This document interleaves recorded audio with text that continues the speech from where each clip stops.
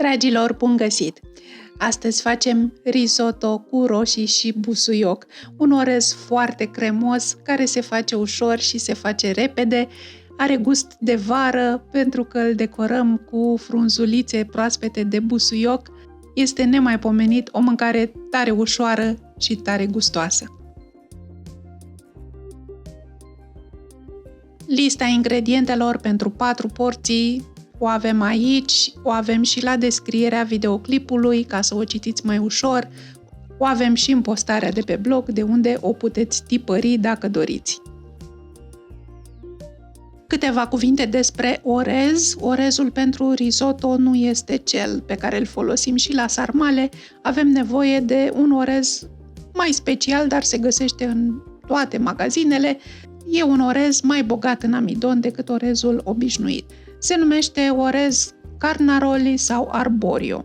Ca să mergeți la sigur, căutați indicații pe cutie. De obicei, orezul pentru risotto este la cutie din aceasta de carton. Dacă scrie risotto pe cutie, e numai bun.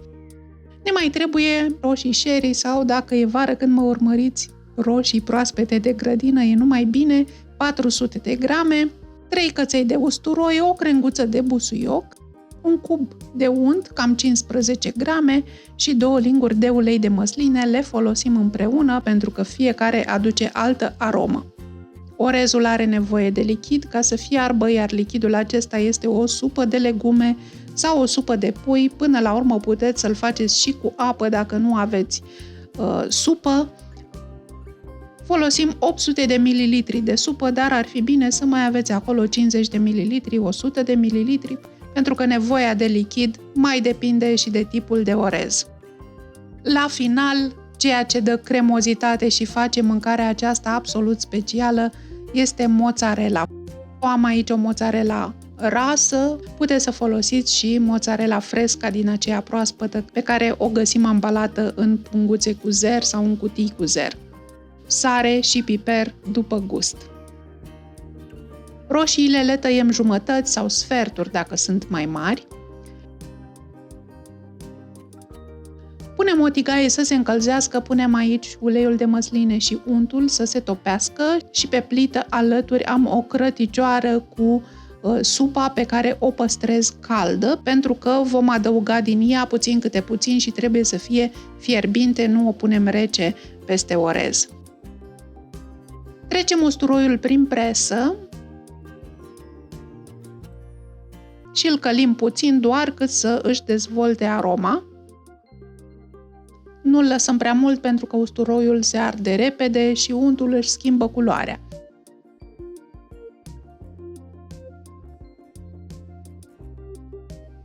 Punem în tigaie roșiile tăiate și o crenguță de busuioc.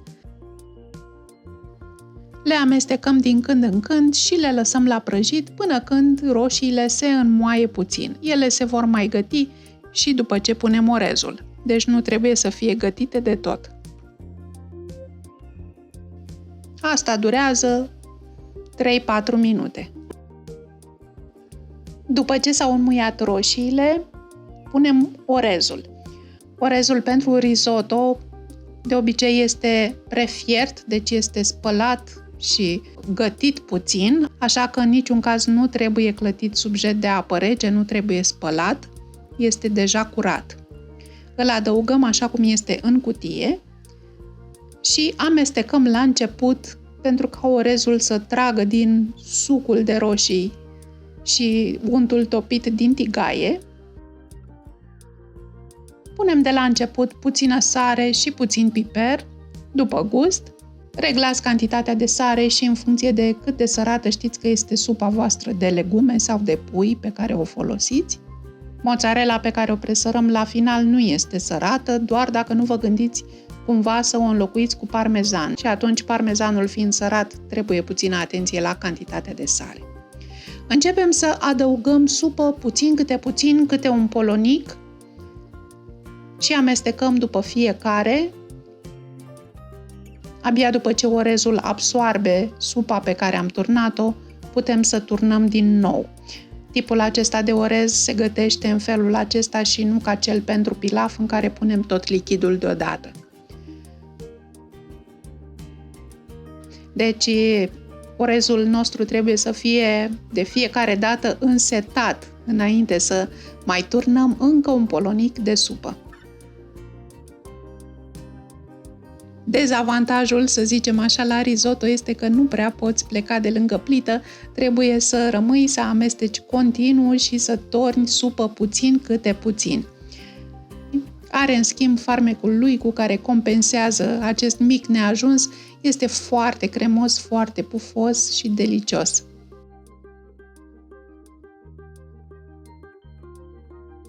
Amestecăm și turnăm supă până când orezul capătă consistența perfectă, se umflă, puteți să-l gustați puțin.